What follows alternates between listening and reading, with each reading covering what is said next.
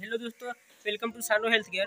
तो आज की इस वीडियो में जानेंगे डिलीवरी पीरियड में अल्ट्रासाउंड जो होती है उसको पढ़ना सीखेंगे। आज अल्ट्रासाउंड के जो शेष टर्म रह गए थे उसके बारे में जानेंगे। बेबी का पोजीशन क्या है, बेबी का वजन क्या है, बेबी कितने बेबी है, इसी सब सारे सवालों को आज जानेंगे, इसी सारे बातों को आज जानेंगे। तो मेरे चैनल पर नए हो तो सब्सक्राइब कर ले, बेल आइकन को प्रेस कर ले। तो सबसे पहले है पार्ट एग्जामाइन FWB यानी फीटल वेल बीइंग यानी बच्चा ठीक है। दोस्तों अब है नंबर ऑफ फीटस। सबसे पहले जानते हैं फीटस क्या होता है। फीटस क्या मतलब होता है? बच्चा। फीटस यानी बच्चा। बच्चा अगर पेट में 7-8 वीक से ज़्यादा का हो उसे फीटस कहते हैं, और उससे कम का हो तो एम्ब्रो कहते हैं। तो यहाँ लिखा हुआ है नंबर ऑफ फीटस यानी कितने बच्चे हैं यूट्रस में, सिंगल, टू, मल्टीपल लिखा रहता है उस पर। कभी कभी होता है कि जुड़वा बच्चा रहता है यूट्रस में। अब है लोकेशन। लोकेशन इंट्रा यूट्राइन हो सकता है और एक्स्ट्रा यूट्राइन भी हो सकता है। इंट्रा यूट्राइन का मतलब होता है कि बच्चा यूट्रस में ही है तो ठीक है, लेकिन अगर एक्स्ट्रा यूट्राइन है तो ये सही नहीं है, क्योंकि बच्चा एक्स्ट्रा यूट्राइन में बच्चा फिलिपिन ट्यूब में ही रहता है। कभी कभी होता है कि बच्चा फिलिपिन ट्यूब में ही बन जाता है, तो ये सही नहीं है। इसको कहते हैं एक्टोपिक प्रेगनेंसी, जो नुकसानदायक है, रिस्की है। तो अगर आपका अल्ट्रासाउंड रिपोर्ट में इंट्रा यूट्राइन लिखा हुआ है तो सही है, यानी बहुत बढ़िया है। दोस्तों अब है कार्डिक एक्टिविटी, यानी इसका मतलब होता है बच्चे की दिल की धड़कन। तो इसमें प्रेजेंट हो सकता है या एब्सेंट हो सकता है। प्रेजेंट का मतलब होता है कि मतलब बच्चे की दिल की धड़कन चल रही है, और एब्सेंट का मतलब होता है कि बच्चा डेड हो सकता है, जो बहुत दुखद है। फीटस का हार्ट बीट का नॉर्मल रेंज जो होता है 120 से 160 BPM होता है।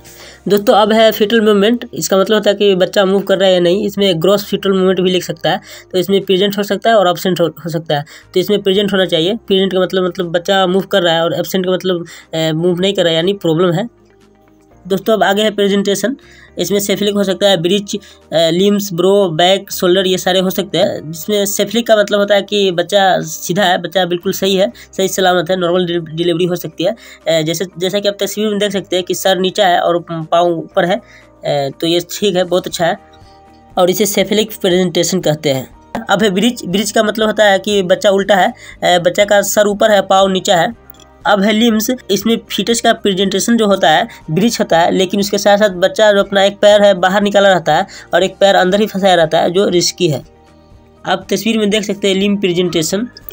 दोस्तों अब है ब्रो। इसमें बच्चा सेफलिक तो रहता है, लेकिन बच्चा अपना गर्दन टेढ़ी किया रहता है, कभी ऊपर तो कभी नीचे झाँकता रहता है, जो काफ़ी रिस्की होता है। डिलीवरी के समय घिंचातानी में टूट सकता है। अब है बैक प्रेजेंटेशन। इसमें बच्चा जो है अपना पीठ माँ के पेट की तरफ किया रहता है। अब इसमें आगे शोल्डर प्रेजेंटेशन। इसमें बच्चा का कंधा जो होता है माँ के एप्स एरिया में फंसा रहता है। दोस्तों अब है लीकर। लीकर क्या होता है पहले वो समझते हैं। बच्चा जिस थैली में बंद रहता है उसमें पानी भरा रहता है, उसे लीकर कहते हैं। इसमें एडिक्वेट या एब्सेंट हो सकता है। एडिक्वेट है तो यानी थैली में पानी प्रॉपर है, और एब्सेंट है तो पानी नहीं है। कभी कभी होता है ना कि पानी की थैली फट गई, पानी कम है, पानी बाहर आ गया, तो एब्सेंट नहीं होना चाहिए।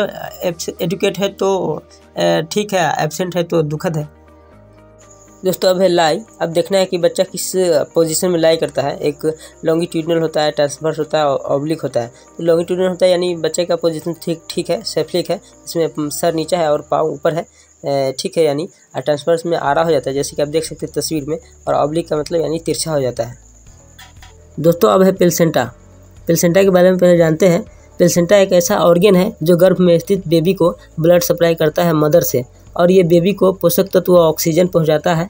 इसे अपरा या गर्भनाल भी कहा जाता है, और ये डिलीवरी के समय बच्चे के साथ बाहर निकलता है। ये प्लेसेंटा जनरली यूट्रस के अपर सेगमेंट में होता है।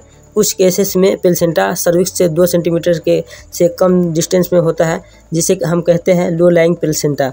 और ये प्लेसेंटा अगर सर्विक्स को पूरी तरह कवर कर दिया है तो इसे हम कहते हैं complete placenta previa. This is complete placenta previa. और इसमें होता है इंटीरियर, पोस्टीरियर और फंडल प्लेसेंटा। एंटीरियर प्लेसेंटा, जब प्लेसेंटा पेट की दीवार की तरफ होता है तो इसे एंटीरियर प्लेसेंटा कहते हैं, और जब प्लेसेंटा पीछे की तरफ होता है तो इसे पोस्टीरियर प्लेसेंटा कहते हैं, और जब प्लेसेंटा ऊपर की तरफ यानी बच्चे के पैर के ऊपर हो तो इसे फंडल प्लेसेंटा कहते हैं, जैसा कि आप तस्वीर में देख सकते हैं। तो इसमें कभी कभी ग्रेड 1 2 3 4 ऐसे करके लिख के देता है। तो पहले इसे समझ लेते हैं। जैसे जैसे प्रेगनेंसी का टाइम बढ़ता जाता है वैसे वैसे ग्रेड भी बढ़ता जाता है, मतलब प्लेसेंटा मैच्योर होता जाता है। अगर आप 2 महीने की सोनोग्राफी करवाते हैं तो उस पर ग्रेड 1 लिखा रहेगा, और 4-5 महीने की सोनोग्राफी करवाते हैं तो उस पर ग्रेड 2 लिखा रहेगा, और 8 महीने की सोनोग्राफी करवाते हैं तो उस पर ग्रेड 3 लिखा रहता है, और जब तक डिलीवरी होता है ये ग्रेड 4 हो जाता है, यानी प्लेसेंटा डेवलप हो जाता है। दोस्तों अब है सेगमेंट, यानी प्लेसेंटा का सेगमेंट किधर है, प्लेसेंटा का दिशा किधर है, और ये इसमें अपर और लोअर होता है। तो दोस्तों जैसे कि आप तस्वीर में देख सकते हैं कि अगर प्लेसेंटा सर्विक्स के मुंह से ऊपर है तो ठीक है, अगर सर्विक्स के मुंह के पूरा ढक दिया है डिलीवरी में काफ़ी परेशानी होती है, और ये काफ़ी रिस्की होता है क्योंकि बच्चा पहले निकलेगा या प्लेसेंटा, क्योंकि मुंह तो ढक दिया है सर्विक्स का, ऐसे में सिजेरियन करवाना पड़ता है। दोस्तों अब है जेस्टेशनल एज, यानी फीटस का एज कितना हुआ, फीटस कितना दिन का हुआ। CRL यानी क्राउन रम्प लेंथ, यानी फीटस के खोपड़ी से लेके हिप्स की लंबाई कितनी है।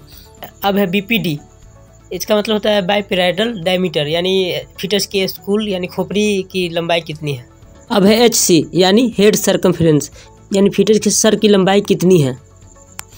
AC यानी एब्डोमिनल सर्कमफ्रेंस, यानी फीटस के पेट की लंबाई कितनी है। FL यानी फीमर लेंथ, यानी हमारे शरीर में सबसे बड़ी जो हड्डी होती है फीमर की होती है, और इसकी लंबाई कितनी है वो यहाँ लिखा रहता है। अब है वेट, यानी यहाँ फीटस का वेट लिखा रहता है, कितना वजन है फीटस का। दोस्तों ये तो रहे कुछ इंपॉर्टेंट टर्म्स जिसे आप अल्ट्रासाउंड रिपोर्ट आसानी से पढ़ सकते हैं। अगले वीडियो में मैं किसी एक अल्ट्रासाउंड रिपोर्ट की जानकारी स्टेप बाय स्टेप दूंगा। आज की इस वीडियो में इतना ही, फिर मिलते हैं नेक्स्ट वीडियो में। कैसा लगा वीडियो कमेंट करके बताना, और चैनल पर नहीं हो तो सब्सक्राइब करके जाना। वीडियो अगर हेल्पफुल लगे तो अपने दोस्तों में शेयर करना।